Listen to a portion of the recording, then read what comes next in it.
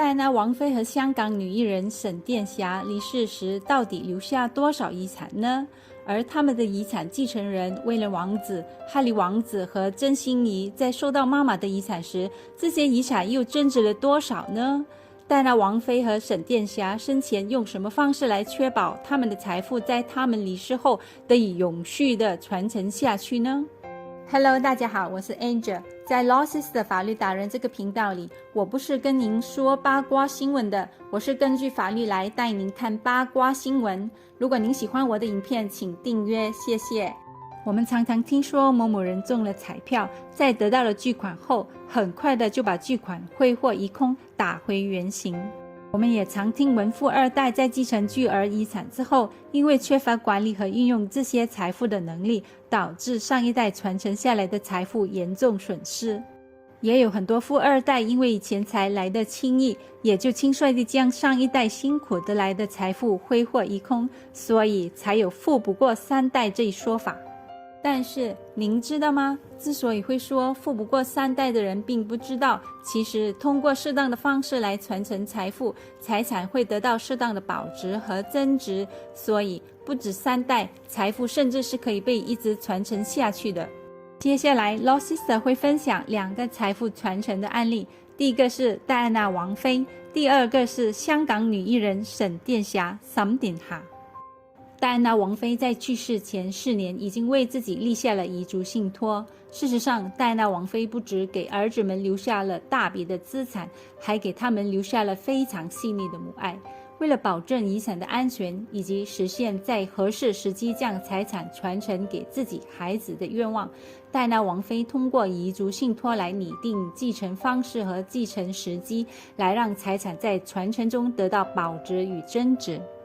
通过遗嘱信托，戴安娜王妃将名下所有的遗产交给遗嘱执行人和受托人，就是她的妈妈和姐姐，以信托的形式管理财产。受托人可以自主决定投资方式，并在哈利王子和威廉王子满25岁时将遗产平分给他们。后来，戴安娜王妃的母亲和姐姐上法院申请并获得一项变更令，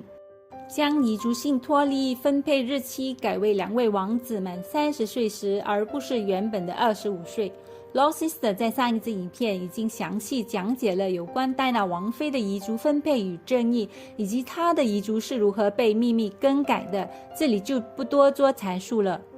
那戴安娜王妃到底有多少遗产呢？据报道，戴安娜王妃在1997年离世时，名下的财产估计为2100万英镑，在缴完不动产税和遗产税之后，估计还会剩下1300万英镑的遗产。在等待2位王子满30岁的10多年里，从1997年至2014年，戴安娜王妃的巨额遗产本身在遗嘱信托的保管下有了不少的增加。因为在信托基金里的资产并不是放在那里冻结，而是一直都在稳定增值的，所以等到他们年满30周岁的时候，这个数字还真的有了大幅度的增长。在2012年，威廉王子获得了母亲的遗产份额，而哈利王子也在2014年收到了母亲的遗产。经过17年的经营，人们估计按每年4.78%的收益率来算的话，戴安娜王妃的遗产的总价值可能达到2500万英镑。估计在扣除各种税和其他费用之后，2位王子在年满30岁之后，可以各自获得超过1000万英镑的遗产。意思是2位王子最终收到的遗产比王妃刚去世时翻了一番。遗产信托还设立一个全权委托基金，就是为2位王子以及他们未来的配偶和家庭成员提供福利。通过资产赚取的利息和收入，也将在永续期内存入该基金，让戴安娜王妃2个儿子的后代受益。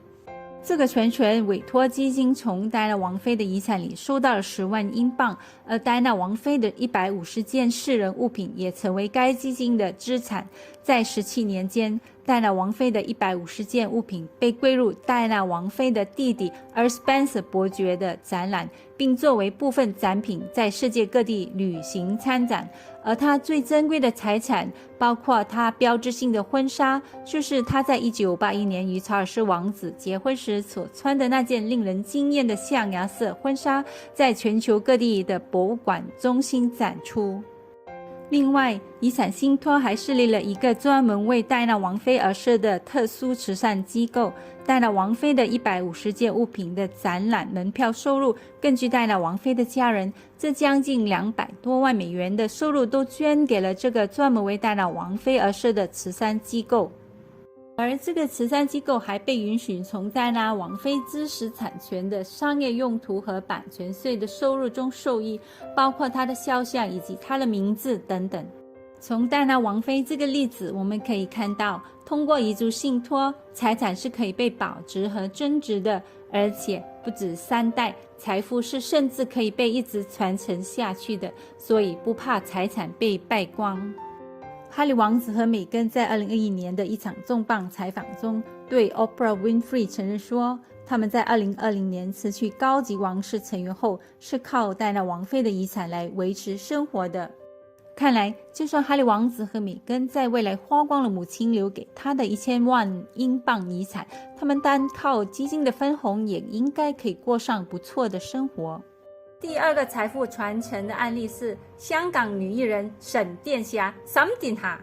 根据港媒报道，沈殿霞在2008年离世后，留下了高达6000万港币的遗产。大家都猜到，基本上都是留给她和曾少秋的女儿曾馨怡的。只是让大家意想不到的是，沈殿霞离世后，她并没有直接立刻把全部的遗产交给自己当时已经21岁的女儿曾馨怡。原来沈殿霞在生前已经将名下所有的遗产做成了信托基金，以信托的形式管理自己的遗产，而女儿曾馨怡每月只能从基金中提取2万元的生活费，直到35岁才可以动用遗产。为什么当时已经21岁的女儿曾馨怡要等到35岁才能继承遗产呢？这只能说肥姐还是很有远见的，毕竟6000万元不是一笔小数目。曾馨怡的生父曾少秋有自己的家庭，也没有办法对女儿管教太多，所以肥姐担心曾馨怡年少无知把财富挥霍殆尽。肥姐最后设定了遗产继承的方案，曾馨怡要到35岁才能拿到全部的遗产，在此之前，曾馨怡每个月只能领取2万元的生活费。因为在万千宠爱中被富养长大的曾馨怡，也养成了花钱大手大脚的习惯。每个月2万元，对于大部分的人来说是一个很高的数目了，但也对于从小养尊处优的曾馨怡来说，根本不值得一提。没多久，妈妈留给她的现金就被挥霍一空了。据她自己说，最惨的时候兜里只剩下26元。不仅如此，据说曾馨怡还卖掉了沈殿霞留给她的豪宅，套现1500万元。看来身为母亲的沈殿霞真的是思虑周全了，考虑再三，才决定了35岁这个节点。在2022年5月30日，满35岁的曾馨怡终于继承了母亲的遗产。只是人们普遍认为曾馨怡是继承了母亲的6000万巨额遗产的想法是不正确的，因为这些资产并不是放在那里冻结，而是一直在稳定增值。在2022年，肥姐已经过世14年，所以她的遗产也增值了14年。相对总数而言，曾馨怡每月领走的2万元生活费对本金几乎没有影响。根据港媒报道，在2022年，肥姐的这笔遗产已经增值到超过1亿港元。当然，这也是媒体估算的总值，实际数目只有曾馨怡自己知道。但是再少也已经破亿，是一笔不小的遗产。现在看来，肥姐还是非常明智的。现在35岁的曾馨怡已经非常成熟，经历了人生的起起落落，更知道自己想要什么样的生活，也不会那么容易被财富冲昏头脑。在拿到遗产前，曾馨怡也经历了人生和事业的低谷，为了节省不必要的开支，她曾辞去佣人和司机。幸好之后他开始努力发展自己的歌唱事业，用实力证明自己。后来他学会理财，跟从母亲的教诲，用自己的收入来买砖头以保值和收租。据知，在2009年，曾心怡以自己公司天力集团有限公司的名义，用980万元购入西半山嘉禾苑中城一房，面积超过1300平方尺。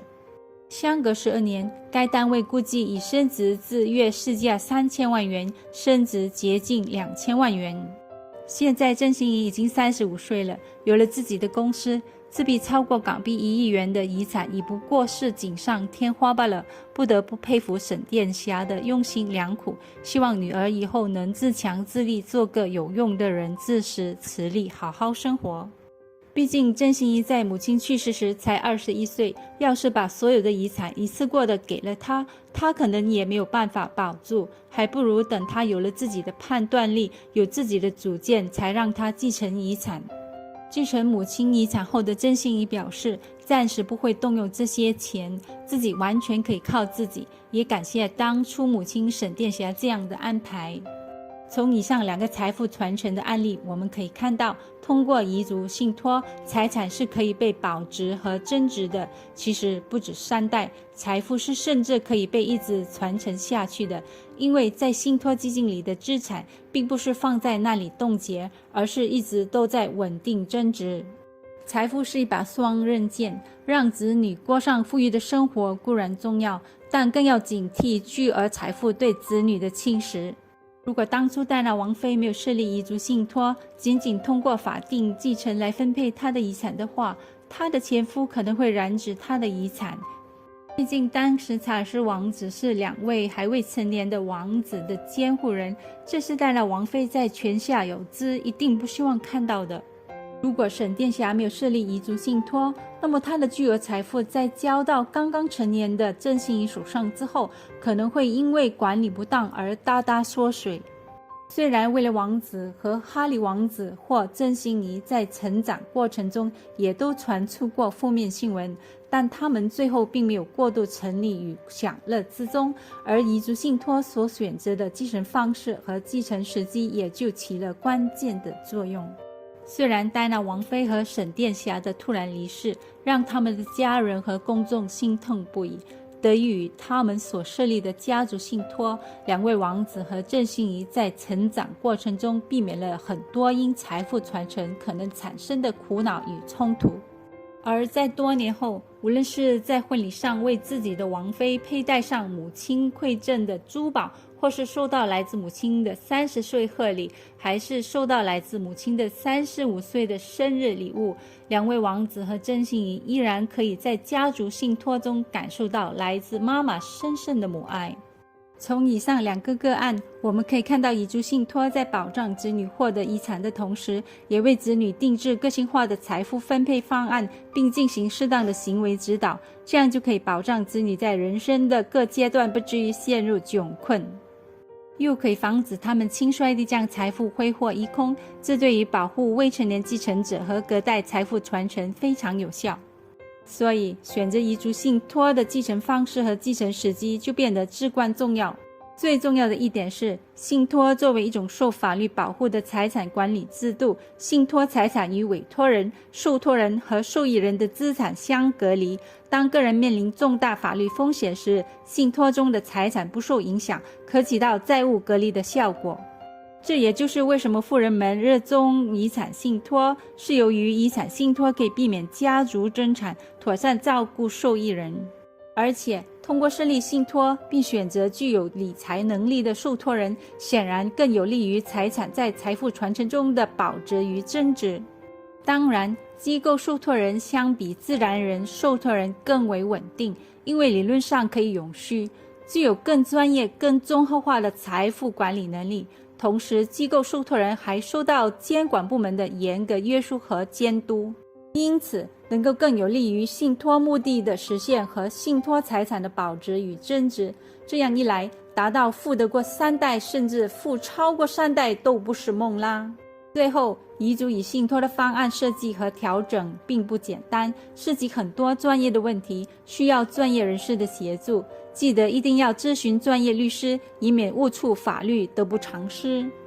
以上就是2个用遗嘱信托来传承财富的成功例子，借以达到富超过3代的目的。欢迎您在底下留言，分享您的经验和看法。别忘了订阅 Law Sister 法律达人的 YouTube 频道，记得打开小铃铛，这样就不会错过 Law Sister 下一个影片啦。谢谢，拜拜。